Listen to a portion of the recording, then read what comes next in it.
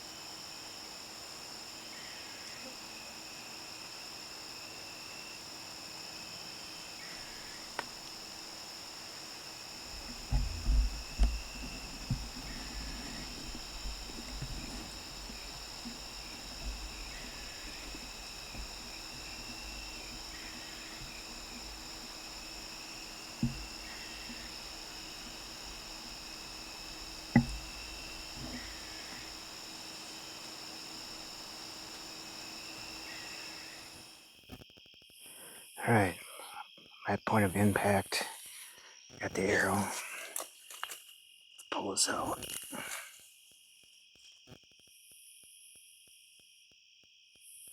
Blades look intact. And there's blood on the arrow, but not much.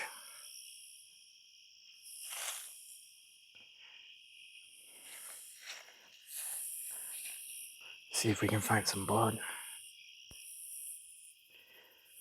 So, about 5 yards from impact. Got some little driblets. Some better stuff there.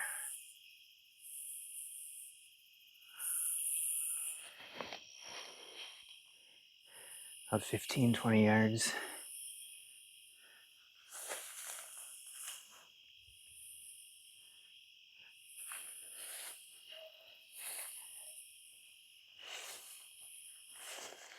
Oh, there's a bunch. So, bleeding on both sides.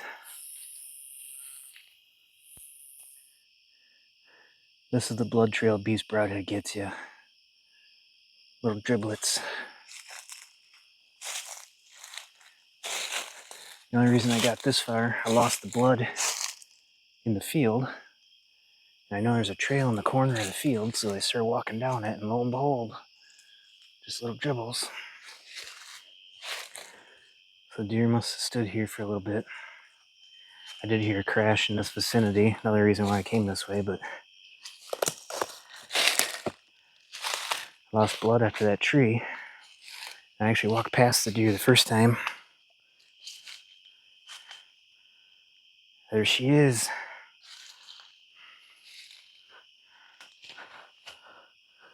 So the entry is actually further back than what it looked like. Liver, guts, probably.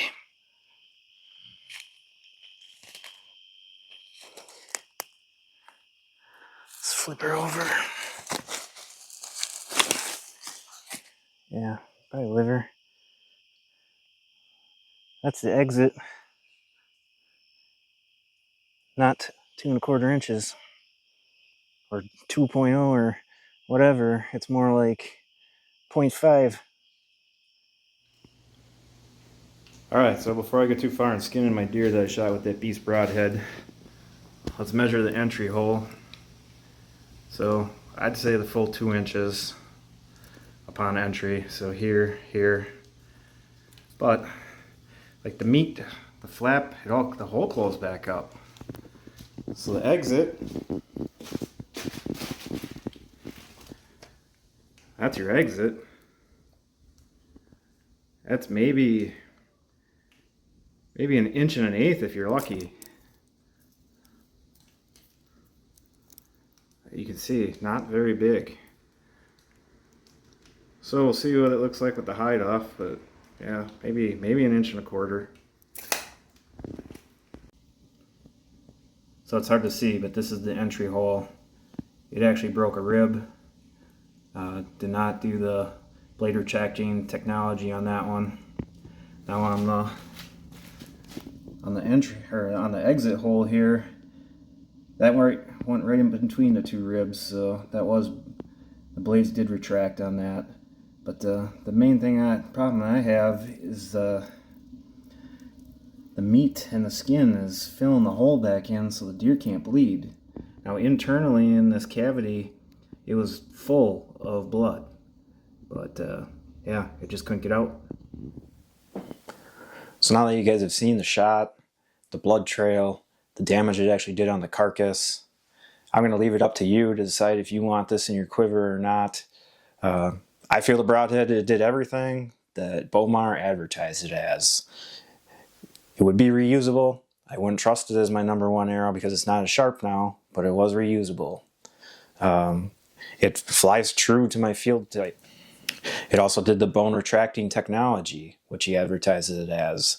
The only thing I would like different there is it would have retracted on the entry hole instead of the exit hole.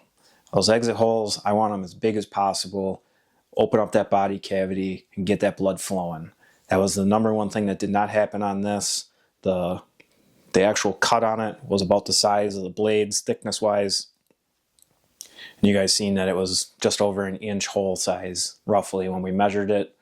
And what happened was the meat in the skin covered the hole up right away, and we had almost no blood after 30 yards on the exit side of the deer. Everything was on the actual entry side.